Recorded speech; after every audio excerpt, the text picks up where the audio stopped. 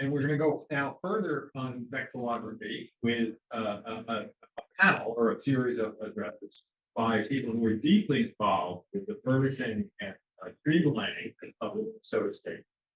Prekker, who we saw last night and heard last night, and roughly watered last night, Tyler and Jenae Michaletz, Brian Cham, who was mentioned and put a lot together in Minnesota as well as other states, and Ted himself. So you have, I think you guys have worked out an order of who will speak when and how, and the podium is yours. We just wanted to give a window into what the process of the design focused side of this process was. Talk about our specific role. And so just to kick it off and showcase this is the design process that happened. It was a short amount of time and like length of months and days, only like a 3-month period once submissions were in, before the end of the year when the final flag needed selected and submitted.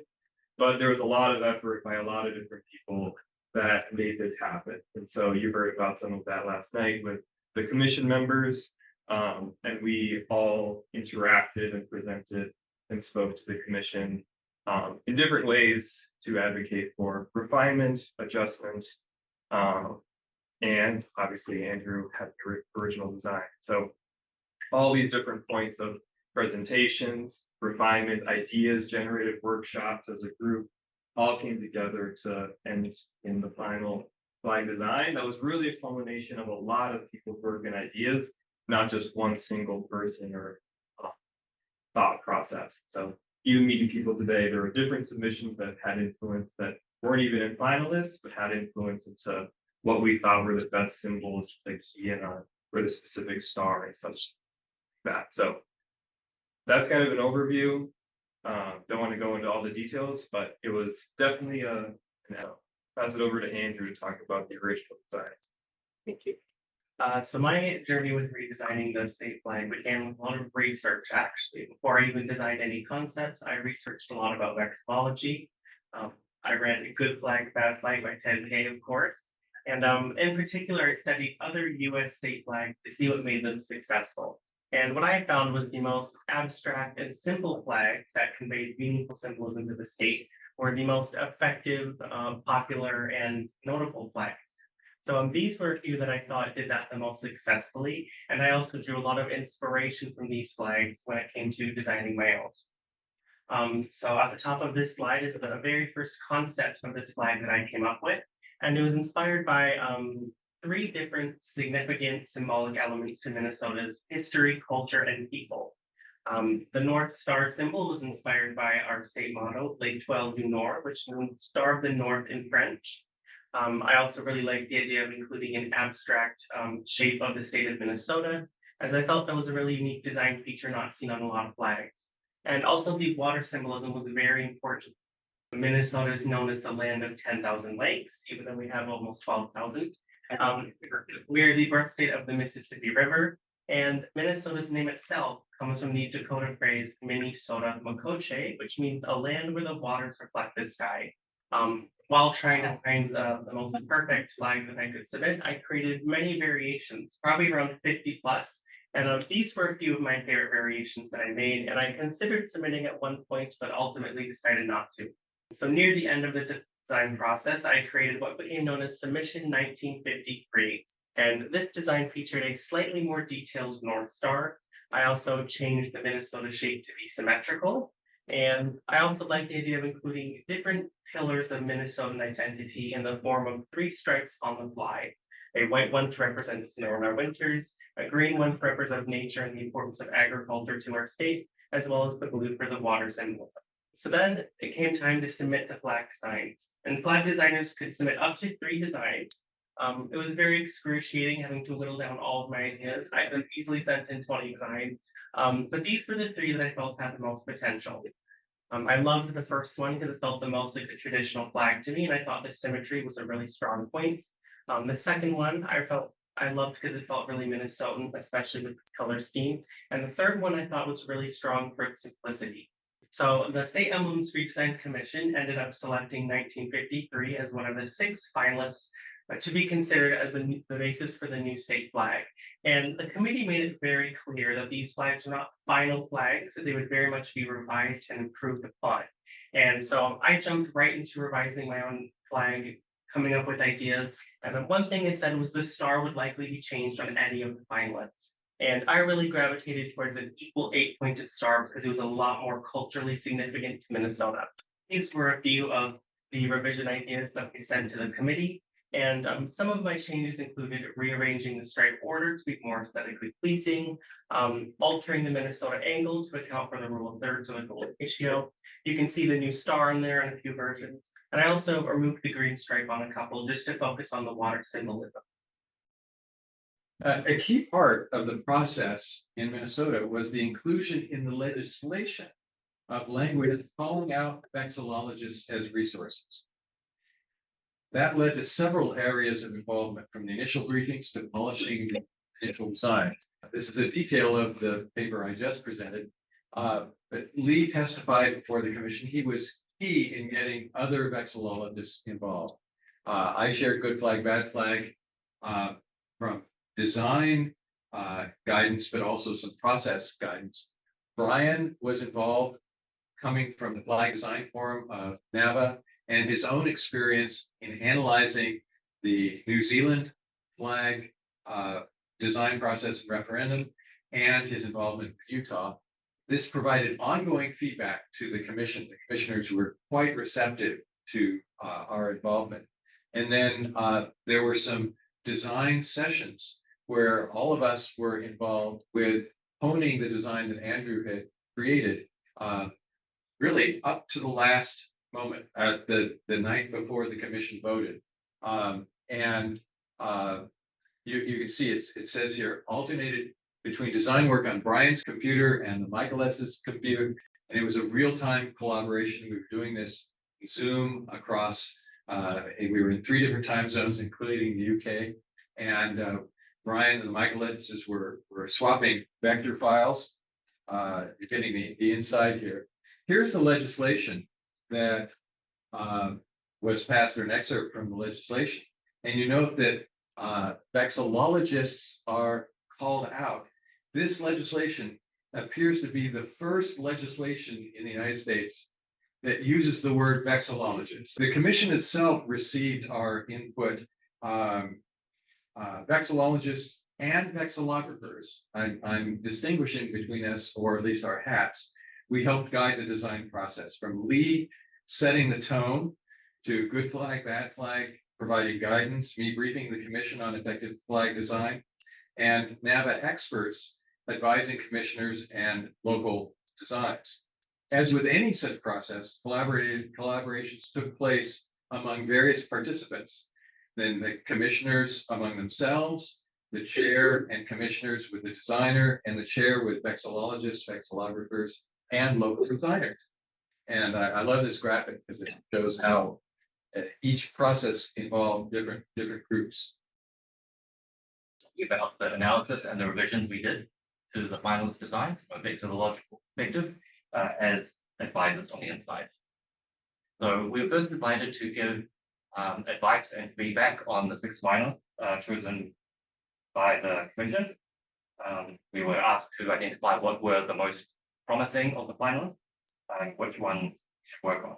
We decided on these 2 submissions, 1953 and 2100, as the simplest and strongest of the 6.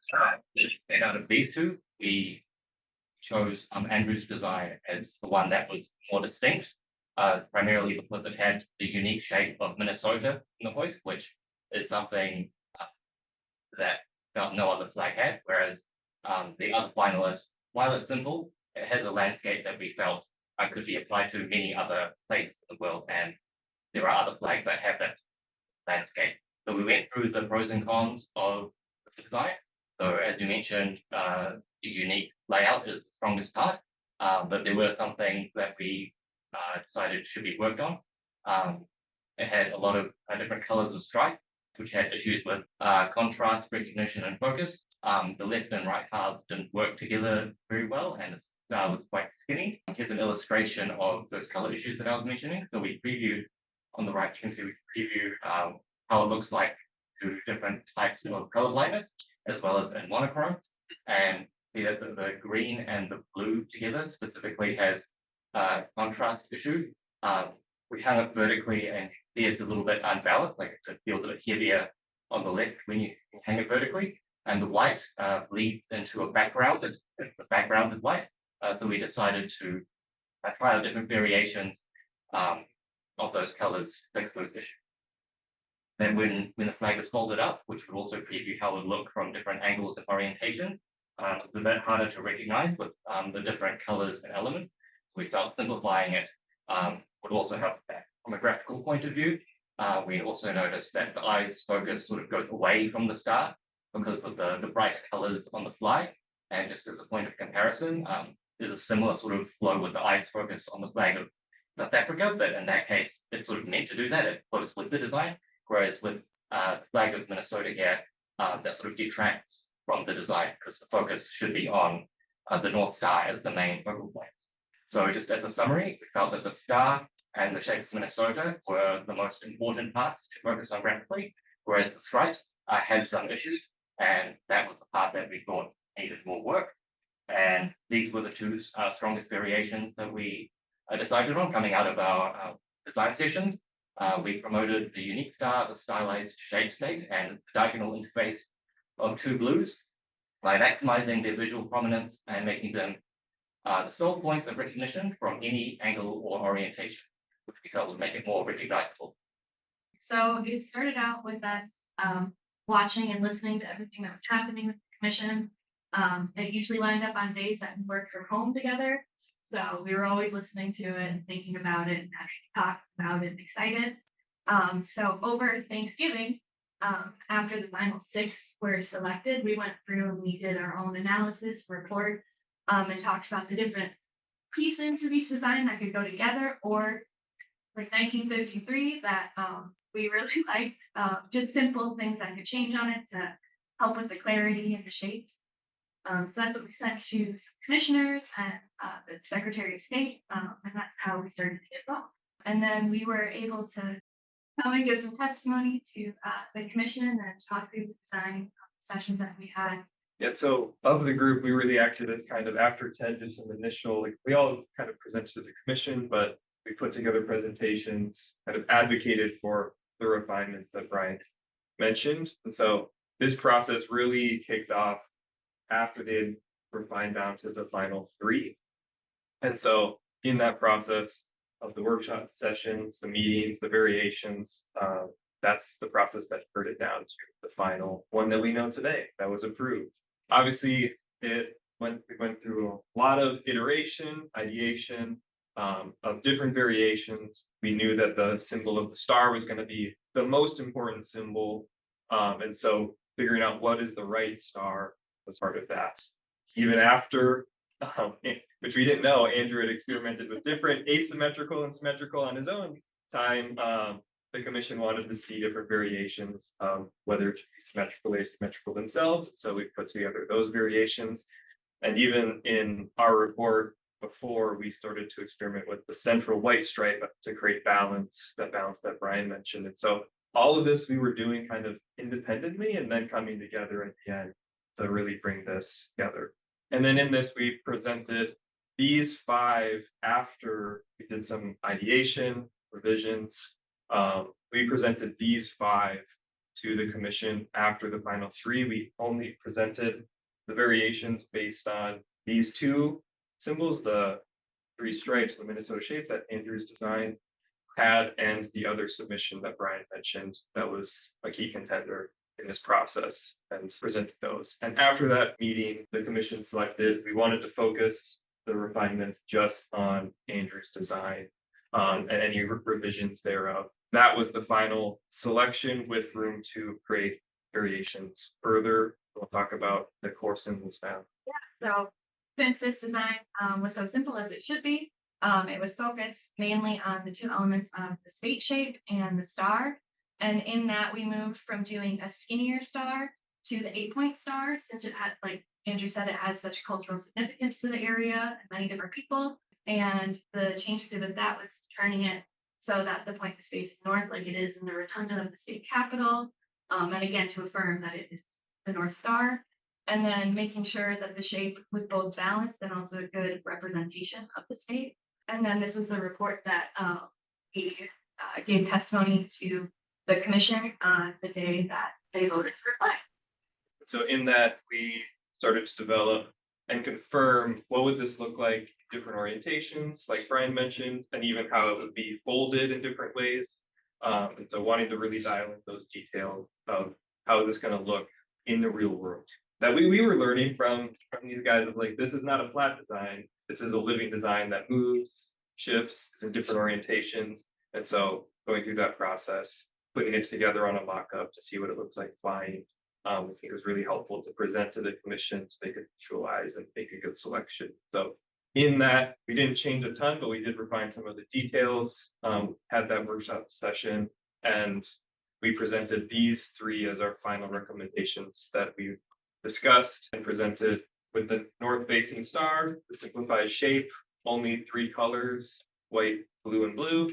And in the end, the commission selected the one we know was selected, especially after the piece gave strong testimony about the keen and on just focusing on the waters. And they voted, and it was a near unanimous vote on this selection after that presentation. And on stated day, it became official. And it's been great to see there's been a steady adoption. We've been seeing it flying at more buildings, flying at houses, which it was never on people's houses when it was the seal on a bed sheet. And so people are really starting to adopt it. I forgot to mention my last segment. I'm so grateful for all of the knowledge and expertise and guidance that Jenae, Tyler, Brian, and Ted brought to this flag. I wasn't 100% happy with my own revision ideas, and I got a little bit lost on knowing how to improve it to the best of its ability. So I'm so grateful and proud of all of the work that they did. They really improved it to the best of its ability. I'm so excited about my own flag. Recognition at a distance was a really important factor when it came to designing this flag. Our original state flag had a very complex seal and a blue background. And as you can see, whether it's as small as a pin, as seen on the left, or on a flagpole in windless conditions, it was virtually unrecognizable. You cannot make out any of the individual elements. Whereas the new flag really excels at being able to identify it from afar or in any scenario. All of the individual elements are easily identifiable. A lot of people have asked me, what is the name of the flag? And I was really conflicted for a long time on what to name it specifically. And I ended up going with the name that somebody had given it early on in the process of the convention. And they titled it Unity of Minnesota. And I really loved that name because I felt like it encapsulated exactly what I wanted to do with this flag design. Asking what if we had not been involved. At the time, the commission and the public had no clear consensus, so there's no exact answer. What the Minnesota flag might have looked like without the involvement of designers and vexillologists, but there was a tendency towards a finalist 944, and they were hoping to include some green in there, and so this was a variation that was spread around. And hypothetically, if we hadn't been involved, then this could have been a probable contender for the new Minnesota state flag. So I'll leave you to decide which one you like. Okay, so I think putting on our student hats, how do we study this and identify what right, wrong with Minnesota that could be transferred to other states? Some points that'll be up here and I'll editorialize as well. Obviously, mentioning vexillologists, the legislation ensured some kind of involvement. I think actually I would also say legislation that said we are changing our flag and whatever they come up with will be our flag. Vitally important, because legislation says we're going to go look at the flag and then figure something out later. Is just postpones the politicking and the distress. What went right? Also, the commissioners were open to hearing guidance. There was only one professional designer, Louise Fitch, as the chair, and the rest were said, okay, yeah, we're happy to get your input from locals and NAVA members. And having worked with Brian before, and now with Tyler and Jenae, the real-time interaction, being able to say, well, what if the star looked like this? And then have it change right on the screen because they're doing their software magic is great. And the idea of being able to operate on Zoom rather than everybody going to a room accelerates process. What could be improved? I think educating the public, there was pluses and minuses of the rapid timeline. One of the minuses was less opportunity to get the public involved in the process that would have given more input on the designs. And it also might have increased the buy-in of the public for the change if the design process lasted longer. The designers will always say this, and I think it's true, involving designers earlier. I think the commission struggled until Tyler, Jenae, and Brian got involved in it, honing the designs. And I'll just add my editorial work. I'm just astounded. I am not a designer. Like Potter Stewart, Justice Stewart said about pornography, I know it when I see it.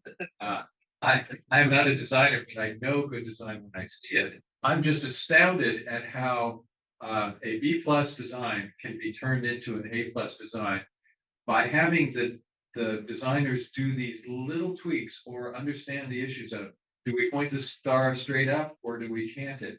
What angle is that state outline? What colors are on there? They know those details, and when those folks get involved in any design process, the outcome can be much better. What are the colors? I haven't seen any specification. The Pantheon's up there. I went through pretty quickly. Sorry. In the end, and this is online, there's a construction sheet that has specified Pantone colors. And actually, it's been disappointing in some ways to see that there's been kind of a lack in following these guidelines, which in some ways, because of the decentralized nature of the manufacturing, that's been a little bit disappointing. But overall, that's one of the great things about the final design is even though things aren't perfectly matching the specs, it's still recognizable as a state flag, just like you see variations of the United States flag. There is a building in downtown St. Paul here that has it perfectly. And it looks great. Make a comment about specifying exact colors for flags, that as soon as it goes out in the wild, those colors start to change. So I think it's better for us as vexillologists and vexillographers to relax a little bit on exact specifications, because even manufacturers, printing, dyeing, putting it on the screen, it's going to vary. So I think it's great to say a really dark blue and it's a medium light blue, and that's close enough.